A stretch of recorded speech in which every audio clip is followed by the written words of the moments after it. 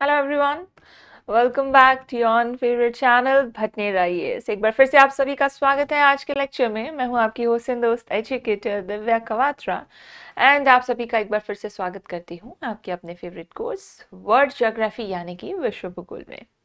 So guys, last lecture जो अगर आपने देखा होगा तो बहुत ही इंटरेस्टिंग थियोरीज पर हम पहुंच चुके हैं और अर्थ की मूवमेंट समझ रहे हैं, बहुत सारी तरह की जो उनकी स्ट्रक्चर्स हैं वो समझ रहे हैं। So it is very very interesting, है ना। बिल्कुल, अगर आपने पिछले लेक्चर्स नहीं देखे हैं अभी तक तो आई वुड सजेस्ट कि आप लोग पहले जाकर वो लेक्चर्स ज़रूर देख लें।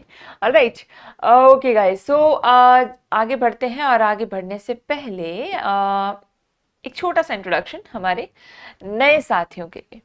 ऑलराइट, एक छोटा सा इंट्रोडक्शन हमारे नए साथियों के लिए एंड दैट इज कि हम हैं आपके educator Divya Kawatra and as you can see here I am a master's degree holder in political science and international relations। और पिछले लगभग 5 सालों से मैं विभिन्न प्रकार की यूपीएससी या स्टेट पीसीएस इंस्टीट्यूट्स के साथ for majorly 2 subjects that is PSIR and geography जुड़ी हुई हूँ। Right, okay, I'm also an ex-faculty of Bharti Ashram as well as an ex-faculty of an academy।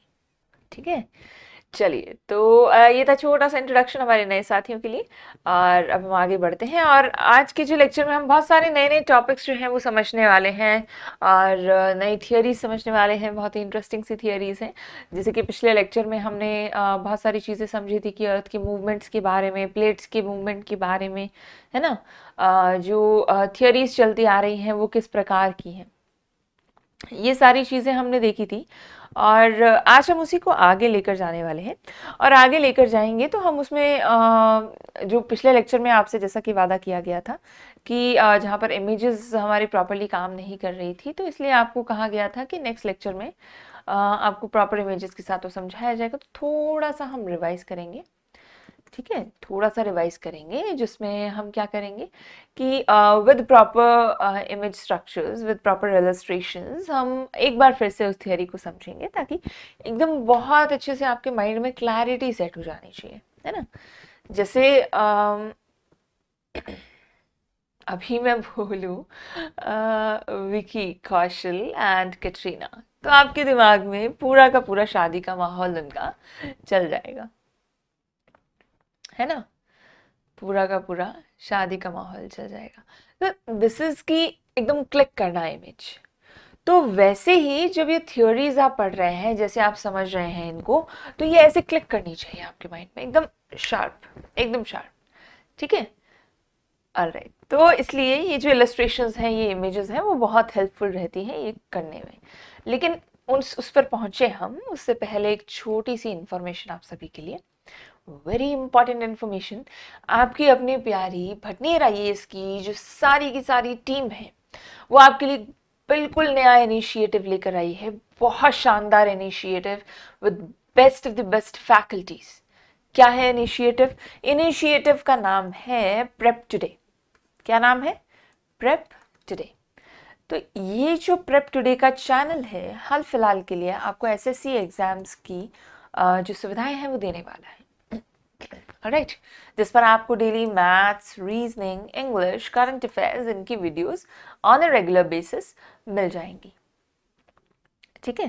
तो इन सब्जेक्ट्स के लिए आप जो भी देखना चाहें, जो भी आपके लिए बेनिफिशियल हो, प्लीज़ इसको विजिट कर कर ज़रूर देखें एंड जल्दी से जल्दी इस चैनल को सब्सक्राइब करें। राइट आफ्टर द क्लास आपको क्या करना है, प्रेप टुडे सर्च करना है एंड सब्सक्राइब कर देना है और जितने भी लेक्चर्स आपके लिए चल रहे हैं उन सभी का फ़ायदा उठा लेना है।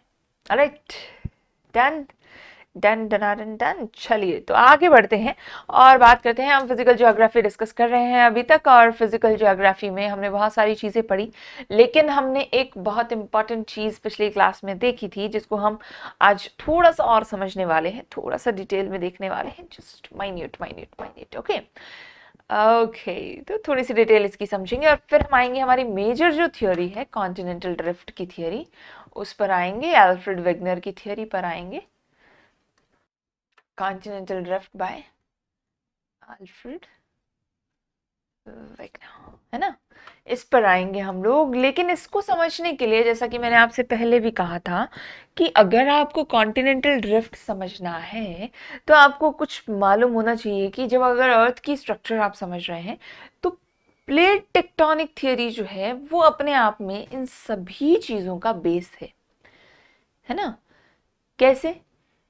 क्योंकि पृथ्वी पर जितने भी चेंजेस आ रहे हैं, कॉन्टिनेंट्स का बनना है, चाहे माउंटेन्स का बनना है, प्लेट्यूज का बनना है, चाहे अर्थक्वेक्स का आना है, डिफॉर्मिटीज होना, फॉर्मेशंस होना, ये सारी चीजें किस पर निर्भर करती हैं? सोचो सोचो, किस पर निर्भर करती हैं? ये सारी की सारी चीजें अर्थ की प्लेट्स की मूवमेंट पर निर्भर करती हैं। क्योंकि जो लैंड सरफेस है, हमारा क्रिस्टल भाग है, वो पूरा का पूरा प्लेट्स पर टिका है। और ये प्लेट्स किस पर टिकी हैं? एस्थेनोस्फेयर के लावा पर। किस पर? एस्थेनोस्फेयर के लावा पर। अब पानी के ऊपर प्लेट डाल दो, कितनी देर स्टेबल रख सकते हो? कितनी देर स्टेबल रख सकते हो? चलो टेम्परेचर, प्रेशर सब कुछ सेम है तो मान लिया लंबे समय तक आपने रख लिया, लेकिन अगर आप पानी उबालने लग जाओ तो क्या प्लेट टिकी रह जाएगी? मूव करेगी ना। पानी में मूवमेंट आएगा तो उसके ऊपर पड़ी प्लेट में कैसे मूवमेंट नहीं आएगा? आएगा ना।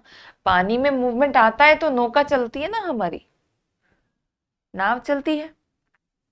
आप नाव को धक्का देता है क्या कोई?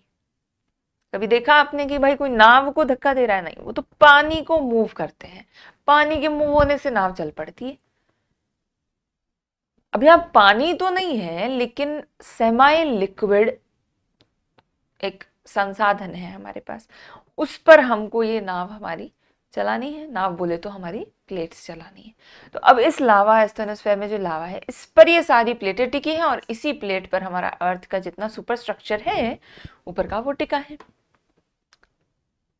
तो जब जब ये लावा हीट अप होता है या फिर ये मूव करता है, तब तब क्या होता है?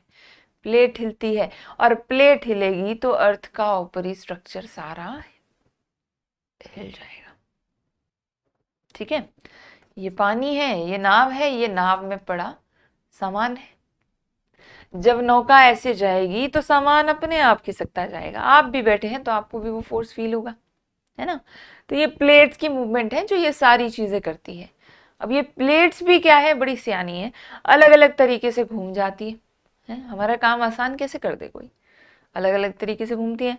तो अब ये जो प्लेट विवर्तनी की है, हमने बात की थी, जो सिद्धांत एकदम नया सिद्धांत है, सबसे पहले मॉर्गन ने इसका यूज किया था। टेक्टोनिक्स जो थियरी है, जो सेटअप है कि ऐसा भी कुछ होता है, इस चीज़ को मॉर्गन ने डिफाइन किया। और इसी की वजह से हमने ये देखा कि भूतल पर जितनी भी चीज़ों की जो हो रही है, महासागरों का वितरण हो रहा है, पर्वत निर्माण हो रहा है, ज्वालामुखी क्रियाएं चल रही हैं, भूकंप हो रहा है, सभी की सभी चीजें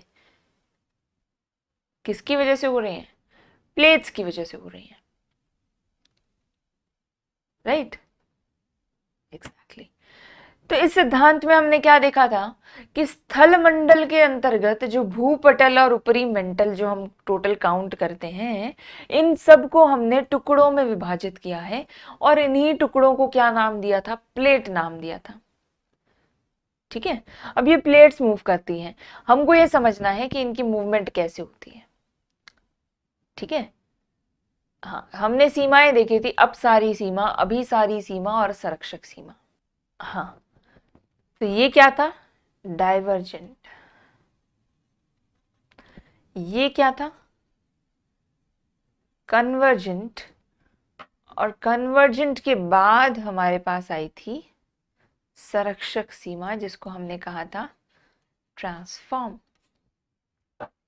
ठीक है, ये तीन तरह की प्लेट्स थी जो मूवमेंट हो रही थी। अब मूवमेंट को समझते हैं। सबसे पहले ट्रांसफॉर्म देखते हैं। ट्रांसफॉर्म में हमने क्या देखा था कि भाई जो प्लेट है ना तो अलग हो रही है ना ही पास आ रही है। क्या हो रहा था? प्लेट ना तो अलग हो रही है ना ही पास में आ रही है, बस उसी पोजीशन में ऐसे ऐसे ऐसे हिले जा रही है। हाँ, तो अब आप ये मूवमेंट आपके सामने है, बड़े ध्यान से देखो, समझ रहे हो? एक प्लेट उधर जा रही है, एक प्लेट इधर आ रही है, और कांटेक्ट, पॉइंट ऑफ कांटेक्ट देखो, हट नहीं रहा है, चेंज जरूर हो रहा है। जब पूरी प्लेट कांटेक्ट में थी वो सिर्फ इतने एरिया पे कांटेक्ट में रह गई, है ना? ये चेंज आ रहा है उसमें।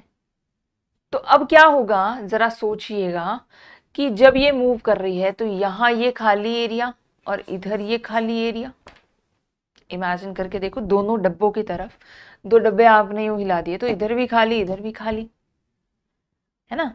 ये खाली एरिया क्रिएट हो गया। यहीं पर क्या होता है, यहीं पर भ्रंश बनते हैं। तो हमने क्या देखा था कि ट्रांसफॉर्म बाउंड्री नुकसान नहीं करती है, बस भ्रंश बनाती है। तो ये बन रहे हैं ना भ्रंश, यही देखा था हमने। क्या देखा था? ट्रांसफॉर्म सीमा, दो प्लेट समानांतर दिशा में गति करती हैं, ठीक है? ना तो प्लेट का निर्माण हो रहा है ना विनाश हो रहा है, इसलिए इसको संरक्षक सीमा कह दिया था हमने। आपसी घर्षण से क्या होता है, भूकंप जरूर उत्पन्न हो जाते हैं और यहाँ पर ट्रांसकरंट भ्रंश बनते हैं, है ना? भ्रंश बन रहे हैं, इसमें भूकंप आते हैं और भ्रंश बनते हैं। मूवमेंट हो रही है तो भूकंप तो आएगा, क्यों? क्योंकि यहाँ वाली पृथ्वी नीचे धंस गई, नीचे धंसेगी तो ऊपर सारी हलचल मच जाएगी, हलचल मचेगी तो भूकंप आ जाएगा। ऑलराइट, ठीक है, चलो सेकंड समझते हैं। अब आप गौर से देखो इसको क्या हो रहा है, 2 मिनट दे रही हूँ, आराम से इसको देखो कि आखिर हो क्या रहा है। दो लैंड मास, दो लैंड मासेस हैं, बीच में पानी है या बीच में कुछ भी है, ठीक है? यहाँ इस रीजन पर देखिएगा, ये प्लेट की बाउंड्री कैसे बदल रही है। आई स्ट्रेट लाइन में मिली, फिर टक टक टक टक अदरक हो रहे हैं ना, कहीं से भी बढ़ रहे हैं वाली हालत जो है इसकी हो गई। देखो कैसी आई थी और कैसे ट्रांसफॉर्म हो रही है। इतने रीजन में फोकस करो, बस इतने रीजन में फोकस करना, आपको कितना कुछ समझ में आ जाएगा।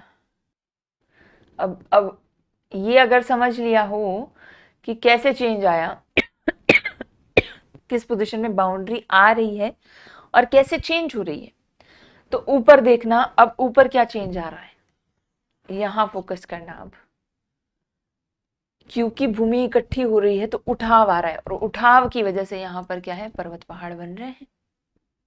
यस, तो ये क्या है, कन्वर्जेंट बाउंड्री। समझते हैं, कन्वर्जेंट बाउंड्री, अभी सारी सीमा हमको क्या कहती है, दो प्लेट एक दूसरे की और गतिशील होती हैं और एक दूसरे से टकरा जाती हैं। टकराने पर चट्टानों के वलन का उत्थान होता है, वलन होता है, उत्थान होता है, मोड़दार पर्वत बन जाते हैं, हिमालय रॉकीज एंडीज जैसे, है ना? तो यही हमने कहाँ देखा, इसमें देखा। हो रहा है ना, टकराव हो रहा है एक दूसरे की और गति करके, और उससे उठाव होकर पर्वत पठार बन रहे हैं। तब क्या है कि नेक्स्ट जो हमने मूवमेंट देखी थी वो थी डाइवर्जेंट। डाइवर्जेंट में कुछ खास नहीं है, बस इसके ऊपर देखो, ऐसे एक बार रखी थी, इतना। जब ये दोनों साथ थी तो ये बार इसके ऊपर है, जब ये हट गई तो ये बार कहाँ जाएगी, यहाँ नीचे आ जाएगी, धस जाएगी ना नीचे। जब ये प्लेट्स हट जाएंगी तो ये नीचे धस जाएगी, धसेगी तो क्या, भ्रंश बनेगा, भ्रंश में ये भर जाएगी, ठीक है? This is very simple. Divergent बड़ी सिंपल होती है, दो प्लेट्स एक दूसरे से दूर जा रही है जिसके कारण दरार और भ्रंश निर्माण हो जाता है, बस सिंपल सा काम है इसका। ये थी हमारी 3 बाउंड्रीज। अब सारी सीमा, अभी सारी सीमा और संरक्षक सीमा जो हमने समझी थी, समझ में आई बिल्कुल अच्छे से, पक्का? ओके, चलिए तो फिर आगे बढ़ते हैं और आते हैं आज के टॉपिक पर, ठीक है? प्लेट्स की मूवमेंट हमको समझनी थी, थोड़ी सी मैंने आपको समझा दी वो वापस से, ऑल्दो पिछले क्लास में इसको कवर कर चुके थे हम, लेकिन उसमें वो इमेजेस वाला थोड़ा सा इशू आ रहा था, तो इसलिए एक बार आपको रिवाइज करवा दिया है मैंने, ताकि आप फिर से समझ सकें बेटर, है ना? चलो ठीक है। तो अब बात करते हैं वेगनर का महाद्वीपीय विस्थापन सिद्धांत जो है, कॉन्टिनेंटल ड्रिफ्ट थियरी है जो, उस पर बात करते हैं, वेगनर का महाद्वीपीय विस्थापन सिद्धांत। और वेगनर साहब जो है उन्होंने कुछ ऐसा सिद्धांत दिया था। इस इमेज को ध्यान से देखिएगा क्या हो रहा है। 2 मिनट दे रही हूं, मैं कुछ नहीं बोल रही, आराम से देखो कि ये जिसपे ये हरा सा स्ट्रक्चर है जिसपे पेंजिया लिखा है, ऑल दी अर्थ लिखा है, इसका क्या बन रहा है इन आंकड़ों के बदलते हुए। आराम से देखो, समझ में आ रहा है। एक तो क्या 200 मिलियन साल पहले क्या था, एक बड़ा लैंडमास था जिसका नाम था पेंजिया, जो कि ओवर द इयर्स टूटता टूटता बिखरता बिखरता वर्ड के, जो हम वर्ड मैप देखते हैं आज के समय पर, क्या ये उसके स्ट्रक्चर ले रहा है? यस, दैट्स वाई 0 पर जा रहा है ये आंकड़ा, 0 मिलियन ईयर्स अगो, क्योंकि ये आज की बात है कि ऐसा जो है स्ट्रक्चर हमारी पृथ्वी के लैंडमास का बन गया है। From Pangaea, Panthalassa, Gondwana land, Laurasian land, इन सब से क्रॉस होते होते होते होते आज के फॉर्मेट में आया जहां पर इतने सारे कॉन्टिनेंट्स जो है वो बन गए हैं, है ना। और ये जो सारा कॉन्सेप्ट है ड्रिफ्ट होने का, एक दूसरे से अलग हो जाने का, दूर जाने का, मूवमेंट का, ये सारी चीजें समझाई किसने? किसने इस चीज को स्टडी किया? Alfred Wegener. किसने? Alfred Wegener. 1880 से 1930 इनका जो टाइम पीरियड है वो था। इन्होंने ये सारी चीजें स्टडी करके समझाया कि किस तरह से जो एक पर्टिकुलर लैंड मास था, जो कि बहुत बड़ा लैंड मास था अपने आप में, सिंगल पूरा कनेक्टेड है ना, वो क्या हुआ, अलग अलग अलग अलग भागों में बंट गया बिकॉज ऑफ द मूवमेंट। कौन सी मूवमेंट? अभी देखा, प्लेट्स की मूवमेंट, है ना। इसलिए मैंने कहा आपको प्लेट्स की मूवमेंट पहले समझ में आनी चाहिए, तो ये चीज़ आपको ज़्यादा अच्छे से समझ आएगी, है ना। चलिए आइए, तो अल्फ्रेड बाबा की जो थियोरी है हम उसको पढ़ते हैं। This is how it went. सबसे पहला डिवीजन ये था, है ना, सबसे पहला डिवीजन ये था कि एक पेंजिया था जिससे बंटकर 2 लैंडमास बने और इनके बीच का सागर कहलाया टेथिस सी। पहले क्या था, एक पूरा पेंजिया था, आसपास जो पानी था उसको कह देते थे पेंथिलासा, ठीक है। फिर जब पेंजिया टूटकर लॉरेशिया और गोंडवाना लैंड में बदल गया तो इनके बीच का जो सागर था उसको नाम दे दिया गया टेथिस सी, ठीक है। चलो, अब वेगनर साहब क्या कहते हैं समझें, देखें कि इन्होंने क्या थियोरी निकाली, कैसा कॉन्सेप्ट निकाला, उस चीज को समझते हैं। ऑलराइट, चलो। तो वेगनर साहब क्या कहते हैं, वेगनर महोदया जलवायु वेता थे, भूगोल शास्त्री थे। 1912 ईस्वी में इन्होंने अपनी बुक लिखी थी डाई इंटेस्ट हंगर कनेक्टेंट, ठीक है। ये जो महाद्वीपीय विस्थापन सिद्धांत की सारी जो सिस्टम था उन्होंने इसमें दिया, ठीक है। क्या था? Intense hunger, contentment and agony. अब करना क्या चाह रहे थे ये तो बेसिकली क्लाइमेट चेंज पर काम कर रहे थे, ठीक है। अलग अलग वनस्पतियां कैसे मिलती हैं, इनमें क्या समानताएं हैं, उन सारी चीजों को स्टडी करना, जलवायु परिवर्तन कैसे हो रहा है, ये सारी चीजें काम कर रहे थे। अब क्या कहा इन्होंने, 2 लॉजिक दिए। ये कहते कि ये जो वनस्पतियां हैं अलग अलग प्रकार की मिलती हैं, जलवायु में परिवर्तन होता है, तो ये क्या कहते हैं कि या तो समय समय पर जलवायु में परिवर्तन होता रहा है, या फिर महाद्वीपों का विस्थापन होता रहा है। तो अब वेगनर कहते हैं कि भाई कार्बोनिफेरस जो युग था उसमें तो सारे द्वीप आपस में जुड़े हुए थे, उस एक जुड़े हुए लैंडमास को, जुड़ी हुई भूमि को इन्होंने क्या नाम दिया? पेंजिया का। इसके चारों ओर एक बड़ा सा विशाल सागर था, महासागर था, जिसको कहा गया पेंथिलासा। तो धीरे धीरे क्या हुआ, पेंजिया में विखंडन होने लगा। तो जब विखंडन हुआ तो इनके बीच में एक संकरी भूसन्नति का निर्माण हो गया, पतले जो सागर था एक उसका छोटा रूप बन गया, जिसको हमने क्या नाम दे दिया, टेथिस सागर नाम दे दिया। टेथिस के उत्तर में तो भूखंड लॉरेशिया था और टेथिस के नीचे यानी कि दक्षिण में क्या था, गोंडवाना लैंड था। कुछ इस तरह से ये टेथिस सी, इसके उत्तर में लॉरेशिया, दक्षिण में गोंडवाना लैंड। क्या कहा वेगनर साहब ने कि एक बड़ा लैंड मास था जिसको हमने नाम दिया पेंजिया, और वो पेंजिया चारों ओर से पानी से घिरा हुआ था जिसको हमने नाम दिया पेंथलासा। अब धीरे धीरे पेंजिया में विखंडन होने लगा, सेपरेशंस आने लगी, तो उसके बीच में क्या है, एक जो महासागर था उसका छोटा रूप और बन गया जिसको हमने नाम दिया टेथिस। अब टेथिस के ऊपर लॉरेशिया, नीचे है ना। तो वेगनर क्या कहते हैं कि भूपटल जो है, हमारी क्रस्ट जो भाग है वो सियाल से बना हुआ है। सियाल क्या है, सिलिकॉन और एल्यूमिनियम। ठीक है, जो हमारा भूपटल है, क्रिस्टल भाग है, टॉप लेयर है, ये किससे बनी हुई है, सियाल से बनी है, सिलिकॉन एल्यूमिनियम से बनी है। इसमें नीचे सीमा और फिर नीफे की परतें हैं।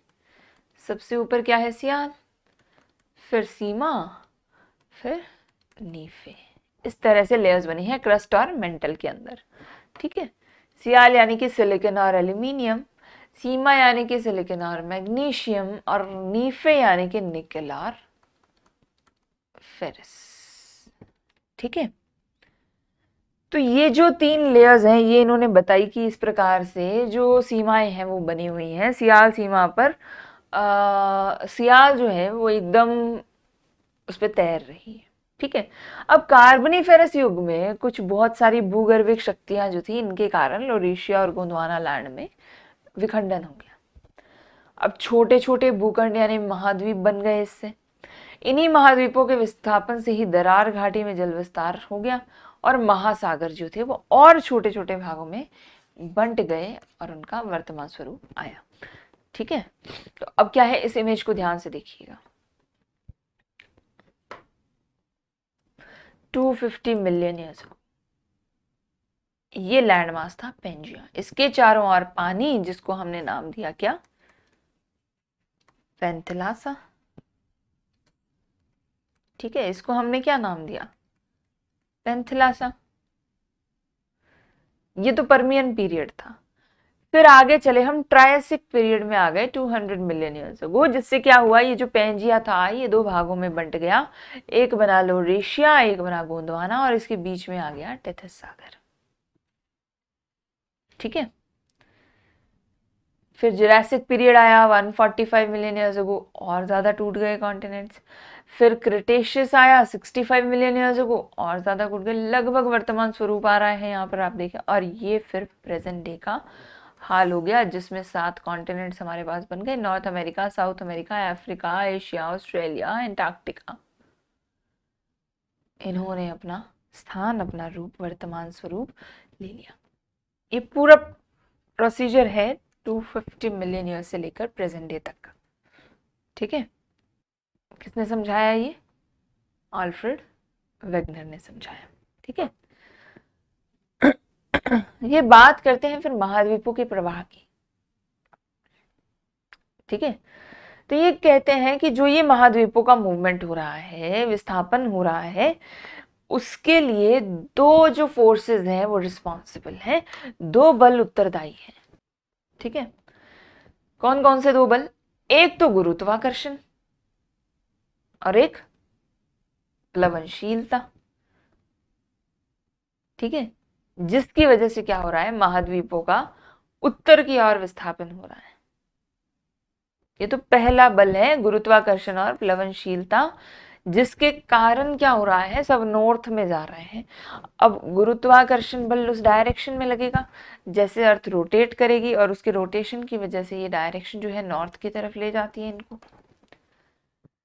ठीक है, अब सूर्य और चंद्रमा का जो ज्वारीय बल है, महाद्वीपों के पश्चिम दिशा से विस्थापन के लिए उत्तरदायी है, जो पश्चिम दिशा में गए हैं।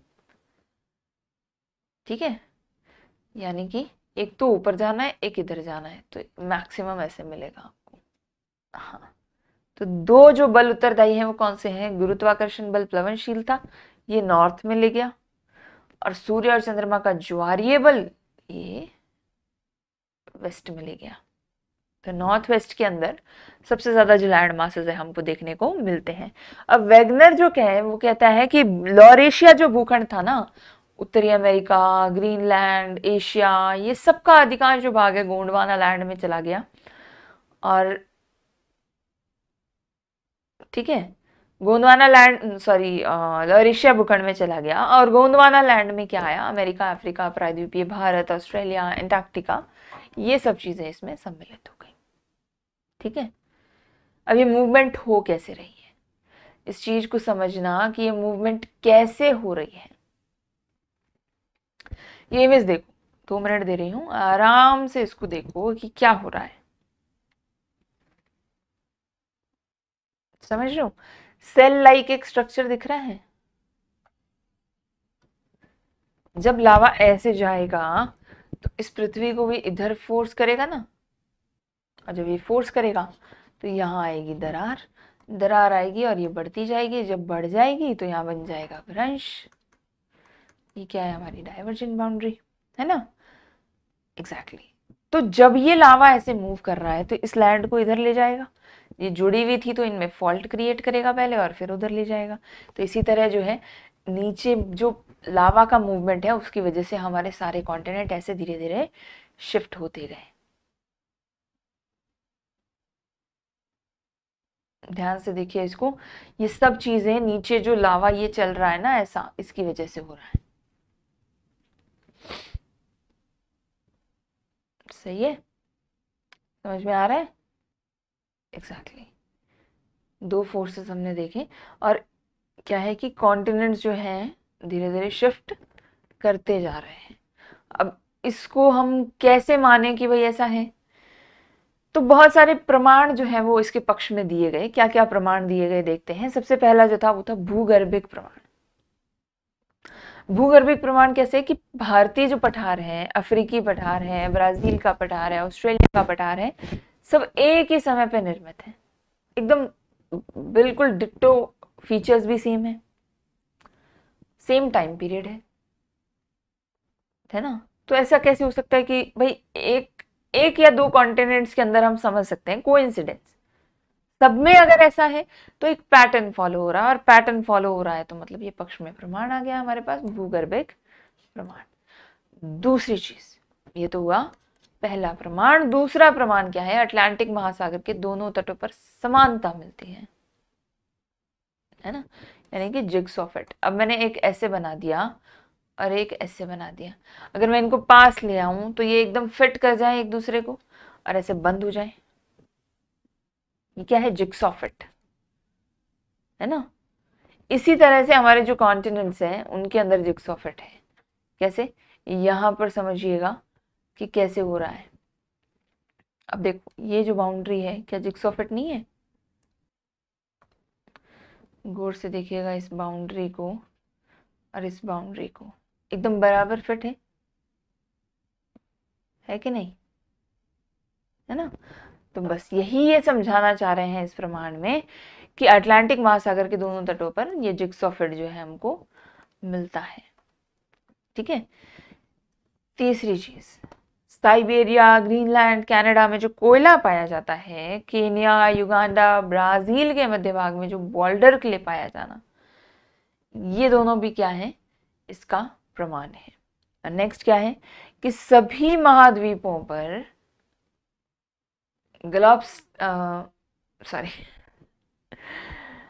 गैलोसॉप्टेरिस और रेनडियर का पाया जाना, गैलोसॉप्टेरिस और रेनडियर का पाया जाना सभी महाद्वीपों पर। वो कैसे गए होंगे, तैर के थोड़ी ना जाएंगे।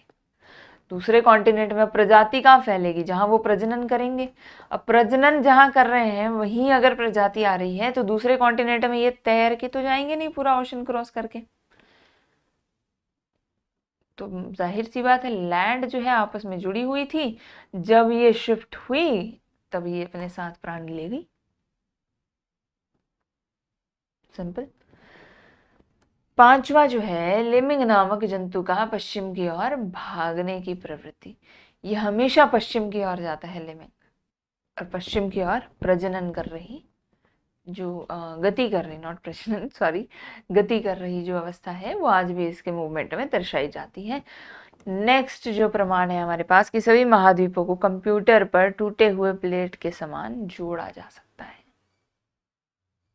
ऐसे फिट करने की कोशिश करोगे तो प्रॉपर फिट सारे आपस में हो जाएंगे। देखिएगा कुछ इस प्रकार से धीरे धीरे धीरे धीरे सारा बदलाव आया और कॉन्टिनेंट्स का निर्माण हुआ। कहीं लैंड टूट रही है तो कहीं मिल भी रही है। इस जोन को देखिएगा, मिल गई है कि नहीं, यहाँ टूट रही है, ठीक है, ये आया वर्तमान स्वरूप। अब क्या है कि इसके लिए आलोचना भी बहुत की जाती है। अल्फ्रेड वेगनर की थियोरी में इसके लिए थोड़ा सा ध्यान रखें कि इस वेगनर थियोरी की आलोचना बहुत होती है। क्यों? क्योंकि वेगनर मूलतः जो भूगोल शास्त्री थे, जो जलवायु परिवर्तन का अध्ययन, मतलब महाद्वीप विस्थापन का अध्ययन करने लगे, कहाँ सेंस आया, फिर जो विस्थापन है उसका कारक बल पर्याप्त नहीं है कि वाकई ऐसा हो सकता है। ऑस्ट्रेलिया का उत्तर पूर्व में प्रवाहित होने से इस सिद्धांत का विरोध हो जाता है। वो उधर कैसे गया? फिर जब सब कुछ वेस्ट और नॉर्थ में जा रहा था तो ऑस्ट्रेलिया उधर कैसे गया? वो एक्सप्लेन करो। वो तो एक्सप्लेनेशन है नहीं इसमें, ये थियोरी से तो जमती नहीं वो बात फिर। तो इसलिए इसके कारण भी क्या हुआ? आलोचना। फिर प्लेट विवर्तनी के अनुसार विस्थापन महाद्वीपों का नहीं, प्लेटों का हो रहा था। महाद्वीप सारे के सारे कैसे चले गए? ठीक है। और इन्होंने क्या कहा? महाद्वीप तो सियाल से और महासागर सीमा से निर्मित है। ये गलत है। हम जानते हैं कि क्रिस्टल भाग जो है वो सियाल है, बाकी की पृथ्वी ही सीमा है, राइट? अभी भी हमने बात की। फिर इनके अनुसार सियाल सीमा पर निर्बाध रूप से तैर रही है, परंतु मोड़दार पर्वतों की उत्पत्ति के लिए सीमा द्वारा अवरोध होता है। और कैसे होगा ये? जब सियाल और सीमा दोनों एक दूसरे के ऊपर ऐसी लैस हैं तब होगा। ये तो कह रहे हैं सीमा जो है वो ओशन में है। भाई एक जगह टिक जाओ, कभी कहते हैं ये है, कभी कहते हैं वो है, ऐसे कैसे चलेगा, है ना? चलो, तो ये क्या है, कुछ कारणों से इनकी आलोचना भी की जाती है। इनकी मतलब इनकी थियोरी की। इनकी आलोचना क्यों करेंगे? पर्सनल दुश्मनी थोड़ी ना निकालनी है हमको। है ना? हाँ, तो ये क्या है कि थियोरी थी एल्फ्रेड वेगनर, जो कि बहुत फेमस थियोरी है, क्योंकि आलोचना हो रही है, नो डाउट आलोचना हो रही है, लेकिन जो तर्क दिए हैं इन्होंने वो बहुत काबिल तारीफ है। इस लेवल का अध्ययन कर कर वहाँ तक इस थियोरी को पहुँचाना, इतनी इमेजिनेशन लगाना, it is very very very huge task. बहुत बखूबी से अल्फ्रेड वेगनर ने इसको एक्सप्लेन किया है, प्रेजेंट किया है, बहुत सारे तर्क के साथ, बहुत सारी कॉन्सेप्ट्स के साथ, जहाँ तक इनसे हो पाया इन्होंने कोशिश की। अल्फ्रेड वेगनर की ये कॉन्टिनेंटल ड्रिफ्ट की, महाद्वीपीय विस्थापन की थियरी, ठीक है। चलिए, तो ये थी थियरी और कॉन्टिनेंटल ड्रिफ्ट हमने समझा, पृथ्वी की उत्पत्ति हमने समझी। अब आएंगे नेक्स्ट टॉपिक पर। और आज समय इतना है नहीं कि पूरा टॉपिक किया जा सके, तो आई विल से कि हम नेक्स्ट क्लास में इसको स्टार्ट करेंगे, ठीक है? अभी नहीं करेंगे। एक बार आप इन थियोरीज को रिवाइज करना, मैप में समझने की कोशिश करना, बहुत सारी वीडियोस अवेलेबल हैं उनमें समझने की कोशिश करना कि कैसे ये सारा जो डिवीजन है वो आया। बड़ा ही खूबसूरत जो इसका पैमाना है वो है ना? तो हमने देखा प्लेट थियोरी, और प्लेट थियोरी के साथ साथ अल्फ्रेड वेगनर की कॉन्टिनेंटल ड्रिफ्ट की थियोरी, ठीक है? आज के लिए हम इतना ही करेंगे, ऑलराइट। और होमवर्क आपके लिए ये है कि आपको जाकर मैप्स में और जो वीडियोस हैं उनमें देखना है, इस चीज़ को समझना है कि कैसे ये डिवाइड हुआ ओवर द टाइम। चलो, तो आगे हम कॉन्टिनेंट से शुरू करेंगे, एक एक करके एक एक कॉन्टिनेंट को समझना शुरू करेंगे और पूरा कॉन्टिनेंट तैयार करेंगे विद फैक्चुअल डेटा, है ना? थोड़ा सा अब लिखने वाला काम बढ़ जाएगा आपका, ध्यान रखिएगा, लिखने वाला बढ़ जाएगा बिकॉज बहुत सारा फैक्चुअल डेटा आने वाला है। कॉन्टिनेंट्स के बारे में फैक्ट्स आएंगे, हाईएस्ट पर्वत चोटी कौन सी है, हाईएस्ट रेंजेस कौन सी हैं, ये सारी चीज़ों को हम धीरे धीरे समझने वाले हैं ना। तो बहुत सारे फैक्ट्स होंगे जो आपको याद करने पड़ेंगे, यहाँ पर बहुत अच्छे से बखूबी नोट करने पड़ेंगे, तो इस चीज़ का ध्यान रखिएगा, है ना? चलिए, तो आज की क्लास हम यहीं समापन करते हैं, और एक बार फिर से आप सभी को मैं याद दिला दूं कि आपको क्या करना है। क्लास एंड होते ही फटाफट से सब्सक्राइब कर लेना है टू प्रेप टुडे, और जितनी भी क्लासेस इसमें चल रही हैं, maths, reasoning, English, current affairs etcetera, सभी का बेनिफिट लेना है। और टॉप मोस्ट फैकल्टी के साथ आपको ये प्रेजेंट किया है बटनेर आईएएस की आपकी प्यारी सी टीम ने, तो ज़रूर इनको सपोर्ट करें, सराहें, और ज़्यादा से ज़्यादा शेयर ज़रूर करें, सब्सक्राइब भी कर लें। ऑलराइट, चलिए गाइस, तो अब बता लेते हैं आप सभी से। नेक्स्ट क्लास में मुलाकात होगी again with the next topic, और बहुत सारा लिखने वाले हैं हम लोग, बहुत सारे फैक्ट्स याद करने वाले हैं। So all the best and will meet you in the next class. Okay, चलिए, थैंक यू वेरी मच। आज की क्लास में हमारे साथ जुड़ने के लिए बहुत बहुत धन्यवाद आप सभी का। नेक्स्ट क्लास में फिर से मुलाकात होगी, तब तक के लिए टेक केयर, गुड बाय।